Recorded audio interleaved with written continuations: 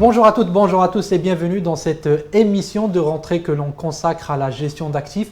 On va essayer aujourd'hui avec mes invités de vous présenter une image la plus complète possible de l'évolution des différents compartiments. On parlera du marché action, des taux, mais également des marchés internationaux pour vous donner donc une image pertinente et complète. Et pour en parler avec moi aujourd'hui, les équipes de CDG Capital Gestion. Et je commence avec Widad Wardi qui est directeur de la gestion action diversifiée internationale au sein de la société de gestion. Bonjour Widad. Bonjour. Alors justement, on le disait en introduction, nous sommes en cette rentrée. On remarque que le marché action tient bien après un été qui a été marqué plutôt par la pandémie. On a eu cette nouvelle vague de contamination au Maroc et pourtant on remarque que les investisseurs ont tenu leur position. Le marché a progressé. Au moment où nous sommes en train d'enregistrer cette émission, nous sommes à quelques 200 points plus haut sur le MASI que les plus hauts de 2020. C'est dire que le marché tient bien. Comment vous expliquez cette résilience ? Alors effectivement, le marché n'a pas vraiment enregistré de baisse suite à la nouvelle vague de contamination pour plusieurs raisons. D'abord parce que c'était une vague attendue et qui n'a pas vraiment freiné l'activité économique de manière générale, grâce principalement au bon déroulement de la campagne de vaccination. On a eu un allègement des restrictions sanitaires, notamment pendant le mois de juillet avec l'ouverture des frontières aux Émirats, ce qui a réconforté les investisseurs et donné l'impression d'un bon climat.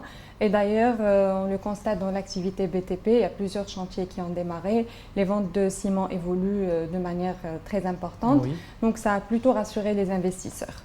Côté fondamentaux, on a eu aussi le démarrage de la saison de publication du deuxième trimestre qui a aussi accéléré la hausse du marché action, avec une très bonne évolution des indicateurs de l'activité pour la majorité des secteurs et je dirais des résultats dans l'ensemble supérieurs aux attentes. Je vais citer les principaux secteurs qui ont enregistré justement une embellie de leurs indicateurs. Oui. Donc, il y a d'abord le secteur bancaire qui est le principal contributeur dans la capitalisation et dans la masse bénéficiaire de la cote, qui a enregistré une très forte amélioration du coût du risque. Le coût du risque qui a pénalisé largement les résultats des bancaires l'année dernière et qui aujourd'hui ralentit de manière très significative.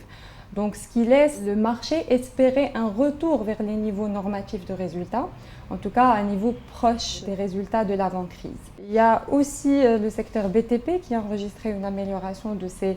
Il y a l'immobilier et le BTP. Donc l'immobilier avec Doha et ADI qui ont affiché un chiffre d'affaires supérieur à celui de l'année dernière parce que en 2020, ça a été complètement arrêté par le confinement en général.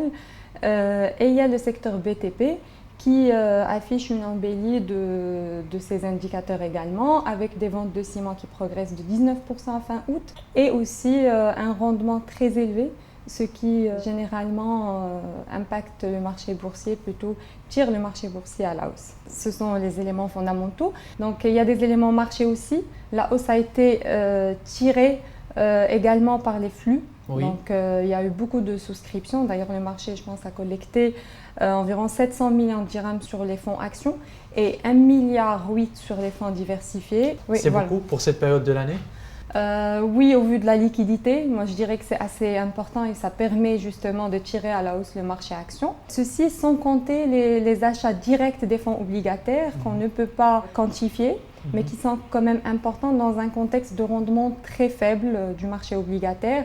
Donc les investisseurs sont à la recherche de rendements supérieurs. Ils essaient aussi de capter une partie de la reprise du marché action à travers des achats directs, la constitution de poches actions dans les fonds obligataires. Donc ça aussi, c'est à prendre en compte. Alors je rajoute un dernier élément marché justement. Il y a on ressent un regain d'intérêt de la part des particuliers. Ce qui aussi alimente le marché action et la volatilité aussi. Donc ça alimente aussi bien la hausse que la volatilité du marché action. Très bien. Merci pour cette image très globale, Widad Wardi. Vous nous avez parlé d'un climat économique qui retrouvait un peu ses habitudes. Donc le marché n'a pas voulu vraiment regarder la pandémie et rester sur l'évolution des cas, mais plutôt regarder ce regain d'optimisme sur l'économie de manière générale. Et puis nous avons ces flux qui continuent à alimenter le marché action. Vous parliez également des particuliers qui reviennent, très intéressant. Maintenant, qu'en est-il des perspectives? Comment voyez-vous l'évolution du marché actions à court et moyen terme? Alors, pour les perspectives, nous nous inscrivons sans doute dans une phase de reprise. Nous nous attendons à une phase de croissance importante, profitant d'un effet de base très négatif. Donc, on aura quelques années de forte croissance de la masse bénéficiaire de la cote. Ça, c'est clair. Toute la question est de savoir est-ce que cette reprise est déjà intégrée dans le marché actions au vu de la progression importante qu'a enregistré le marché depuis avril 2020. Pour ceci, donc, on regarde les valorisations. Donc, côté valorisation, on se situe à des niveaux quand même hauts. D'ailleurs, des niveaux qu'on n'a pas touchés depuis 2008. Donc, en termes de PER, on traite actuellement à 23 fois les bénéfices 2021, donc qui intègre déjà une reprise de près de 60% par rapport à l'année précédente. Ceci est un niveau relativement élevé, donc à court terme, on peut dire que le potentiel est déjà largement intégré dans le marché actions. Et d'ailleurs, comme vous l'avez dit, on retrouve les niveaux les plus hauts depuis 2011 et 2008. On est sur un niveau de résistance majeure, d'ailleurs techniquement, qui pourrait déclencher une petite correction à court terme. Maintenant, à moyen long terme, on est sur un début de phase de croissance, donc on s'attend à une très forte reprise en 2021 et encore des années de croissance supérieures à la moyenne sur les prochaines années. Donc cette dynamique ainsi que les niveaux de taux bas devraient consolider les performances du marché actions sur les années à venir. Voilà, j'espère que j'ai donné une image globale, mais j'insiste sur les taux bas parce que c'est ce qui permet de garder un spread des rendements actions vis-à-vis du taux qui est globalement correct. Très bien. Le risque pourrait venir d'une hausse des taux, c'est ce que vous nous dites? Exact. Très bien. Dernière question, Ouidad Wardi, est-ce que vous pouvez nous parler un peu de vos OPCVM et puis surtout quels sont les types d'OPCVM que vous conseillez en cette période? Year to date, la classe action enregistre la performance la plus importante, naturellement, au vu des performances du marché action. Donc, les fonds actions enregistrent la performance la plus intéressante en cette période, soutenue par le très bon comportement de la poche action. Donc, notre portefeuille a très bien performé, mais aussi par les poches internationales qu'on a dans certains fonds, notamment les fonds ouverts. Et qui soutiennent également la performance puisque ça enregistre une performance entre 12 et 16% en fonction de l'univers de chaque fonds et en fonction du risque pris par chaque fonds. Mais globalement, l'action est l'international. D'ailleurs, on a un fonds ouvert qui s'appelle Small Mid Cap, qui a bien profité de la reprise des Small Mid Cap justement en début de cette année, parce que généralement, elles anticipent le mouvement haussier du marché. Et puis, il a également une poche internationale qui performe très bien, qui est très bien diversifiée donc sur les différentes classes d'actifs, Europe, États-Unis, marché émergent. Donc, ça a également profité Vous êtes sur quel degré de performance sur ce fonds en 2021? Plus de 19%. Très bien, excellent. Merci Ouidad Wardi. Je rappelle que vous êtes directeur de la gestion actions diversifiées et internationales au sein de CDG Capital Gestion. Merci.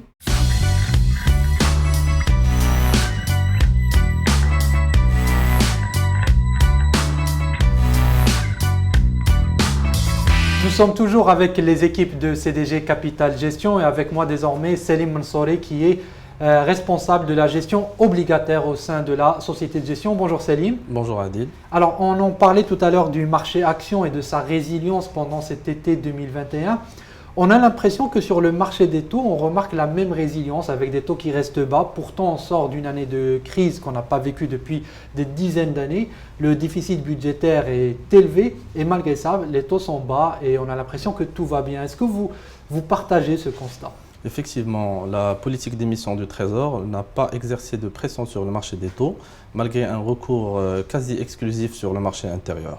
En effet, le maintien d'une politique monétaire accommodante et le redressement meilleur que prévu de l'économie, grâce aux différentes mesures de relance, ont contribué à améliorer les finances publiques et permis au Trésor d'afficher une situation confortable de sa trésorerie, comme on l'atteste ses placements sur le marché monétaire, plus de 10 milliards en moyenne quotidienne. À cela rajoutant la multiplication des opérations d'échange, qui ont permis au Trésor de réajuster son profil de la dette et de lever sur le segment court et moyen au regard des marges de manœuvre que lui offre son niveau de duration et d'éviter ainsi de marquer le segment long terme sur la courbe en cas de tension sur les marchés. D'ailleurs, le segment court et moyen il représente plus de 80% des levées depuis le début de l'année, segment qui a été soutenu par une demande accrue de la part des investisseurs, mais aussi par une collecte positive au niveau des OPCVM monétaires et OCT, près de 20 milliards de collectes depuis le début de l'année. Donc un ensemble d'éléments techniques et économiques qui font que les taux restent bas. Par contre, j'ai envie de vous interpeller sur l'inflation. On l'a vu durant cet été, l'inflation était le sujet débattu sur les marchés internationaux avec une inflation sous-jacente qui dépassait même les 4% aux États-Unis. Pourtant, on a l'impression que ce sujet n'arrive pas à s'inviter chez nous, du moins pour le moment. Même le Walid Banque Maghreb l'a expliqué en juin, il a expliqué que les tensions inflationnistes ne sont que passagères. Est-ce que vous partagez cette lecture des choses sur l'inflation? Effectivement, à l'image de l'international, l'inflation au Maroc a connu une hausse à caractère conjoncturel, avec un taux de 2,2% en fin juillet. Cette accélération, elle devrait ralentir et revenir à des niveaux modérés à horizon fin 2022. En effet, notons d'abord que l'inflation au Maroc, elle dépend dans une large mesure de la composante alimentaire, de par son poids dans la structure du panier, près de 40%, mais aussi de sa volatilité, tributaire de la campagne agricole. La bonne campagne agricole de cette année va alléger les tensions sur les prix alimentaires. Du côté de la demande, l'ensemble des facteurs déterminants de la consommation intérieure sont toujours impactés par la crise, notamment la hausse prévue de taux de chômage, mais aussi la lenteur de la reprise des crédits à la consommation. Et aussi la conjonction de ces éléments, c'est-à-dire tous les éléments émanant de l'offre et de la demande, comme on l'atteste d'ailleurs l'output gap qui est toujours négatif en territoire négatif, nous amène vers un scénario qui exclut toute surchauffe des prix. Et ainsi l'inflation, nous partageons l'avis de Banque Maghreb à ce qu'elle devrait tourner à des niveaux modérés, proches voire en dessous de 2%. Toutefois, certains facteurs de risque, notamment le renchérissement du prix du pétrole ou de certains produits alimentaires, conjugué à une plus forte demande en cas d'assouplissement des mesures de restriction sanitaire, pourrait dévier à la hausse la trajectoire de l'inflation. Aussi, le maintien d'une politique monétaire accommodante à moyen terme pourrait renchérir le prix de certaines catégories d'actifs, particulièrement l'immobilier. Très bien. Selim Mansouri, quelle est votre lecture du marché des taux sur le reste de l'année à moyen terme? Donc en l'absence de tension inflationniste, comme on vient de dire, nous pensons que la politique monétaire devrait rester inchangée et le taux directeur stable à court et moyen terme. Ainsi, les taux devraient continuer à être drivés principalement par la politique budgétaire. D'ailleurs, sur la base des prévisions de la loi de finances et des tombées sur le restant de l'année 2021, nous pensons que le recours sur le marché intérieur devrait être au-dessus de son niveau normatif en cas de concentration des levées sur le marché local. Toutefois, la diversification de sources de financement, notamment à l'international, conjuguée à une gestion dynamique du trésor, devrait alléger les tensions sur les marchés des taux. D'ailleurs, à cette date, le retard visible du financement externe, comme on l'atteste son taux d'exécution de 22%, pourrait générer de la volatilité passagère. Ça nous rappelle l'année 2020. Effectivement, image similaire à celle de l'année 2020, où les taux avaient connu une correction haussière avant de se réajuster vers mi-décembre lors de la sortie à l'international pour un montant de 30 milliards. Donc à moyen terme, nous pensons que l'évolution de la situation sanitaire, l'amélioration des recettes publiques, l'impact du plan de relance, mais aussi le regain de confiance des investisseurs devraient maintenir les taux presque stables à horizon moyen terme. Très bien, à condition que le Trésor réalise cette fameuse sortie à l'international. Exactement. D'ailleurs, la loi de finances prévoit et budgétise des levées nettes de 35 milliards à l'international, presque moitié-moitié, moitié à l'international et moitié sur le marché domestique. Merci beaucoup Selim Mansouri. Je rappelle que vous êtes responsable de la gestion obligataire chez CDG Capital Gestion. Merci beaucoup Adil.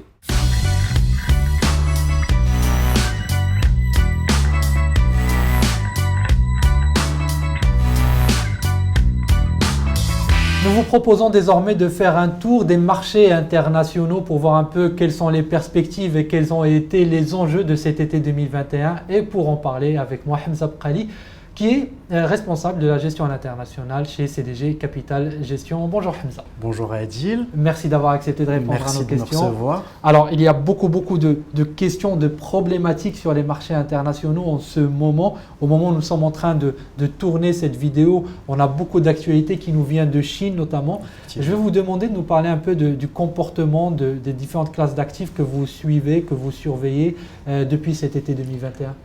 Pour faire simple, l'été a principalement été animé par les soubresauts de la politique chinoise et également les statistiques macroéconomiques qui ont un peu été décevantes pour les deux premières puissances mondiales. Sur le cas de la Chine, premièrement, on a vu la croissance ralentir et en même temps, la politique est devenue un peu plus stricte et orthodoxe. Avec Xi Jinping, là où la nouveauté, c'est qu'il va plus aller vers une qualité de croissance différente.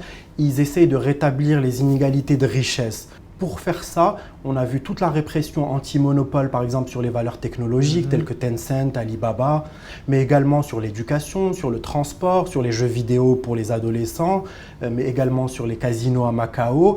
Et enfin, le point d'actualité qui revient le plus, c'est celui de Evergrande, qui est le numéro 2 chinois de l'immobilier et qui se trouverait en risque de défaut. Il a une dette estimée à peu près à 300 milliards de dollars et qui est censé rembourser des paiements sur des bonds actuellement, mais on attend de voir s'il va pouvoir les rembourser, si l'État chinois va intervenir pour la restructuration, parce que l'enjeu principal, c'est l'effet de contagion qu'il peut y avoir.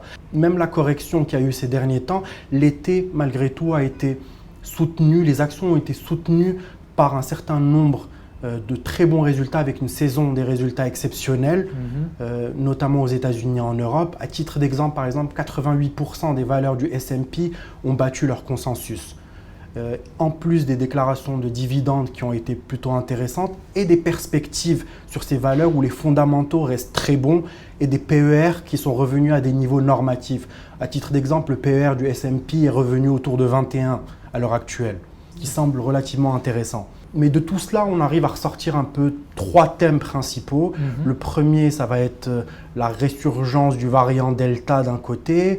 On a les campagnes de vaccination, mais également les données économiques ou la croissance qui est en train de ralentir depuis le pic qu'on a connu il y a quelques mois. Et le dernier qui semble être plus important, qui sont les politiques monétaires et budgétaires expansionnistes, qui sont d'ailleurs une des explications principales de l'inflation, qui à court terme va entraîner un regain de volatilité qui va entraîner des contraintes sur l'offre et notamment une flambée des prix et surtout des matières premières. Et donc c'est sur ça que les banques centrales sont en train de communiquer et de plus en plus le marché est en train de comprendre et d'intégrer le fait que cette hausse d'inflation est à la fois due à une reprise qui a été trop rapide et trop soutenue et aussi à des problématiques transitoires. Et dans ce cadre d'inflation qui est largement visible, ce qu'on est en train de voir en ce moment, c'est que les banques centrales communiquent et s'apprêtent à essayer de faire une réduction des programmes de rachat qu'ils appellent tapering. L'épisode de 2013, le tapering tantrum, a été retenu et on veut éviter, donc la communication a été pas mal modifiée par les banques centrales. Et là, le consensus table sur le fait qu'on commencerait à partir de novembre-décembre pour aller jusqu'à mi-2022. Ça serait donc de manière moins brutale. Exactement, ça se fera graduellement, possiblement réajustable. Il ne fixe pas les montants pour l'instant et avec la possibilité de reprendre si besoin, si on voit que l'économie ne répond pas bien. Très bien. Et donc éviter la volatilité sur les marchés. Exactement. Alors, les enjeux sont très nombreux, vous l'avez expliqué. Comment voyez-vous un peu les perspectives sur les marchés actuellement? Les perspectives, déjà pour commencer, le sentiment qui revient le plus à l'heure actuelle, selon nous, est la vigilance. On se doit de rester vigilant, mais sans tomber dans du pessimisme extrême qui n'est pas de rigueur au vu des fondamentaux du marché. La politique monétaire reste encore favorable, les perspectives de bénéfices sont bonnes, en sachant qu'on considère que la reprise n'a pas encore eu lieu, en partie dû au goulot d'étranglement comme les pénuries sur les semi-conducteurs qui ont tendance à limiter la production. Exactement, ils ont limité la croissance, les chaînes d'approvisionnement ont été resserrées, notamment sur les biens durables, même si la plupart des sociétés n'ont fait que transférer la hausse des prix sur le consommateur final au final. Sur les marchés actions Sur les marchés actions, tant que les taux réels restent négatifs, on considère que les actions restent l'alternative clé, d'autant plus que si les taux n'augmentent pas plus que l'inflation et qui continuent à être soutenus par les politiques monétaires et par les dividendes, l'action restera l'actif majeur sur lequel il faut se positionner. Et sur ce point-là, on fait une distinction, si on rentre un peu plus dans le détail, Oui.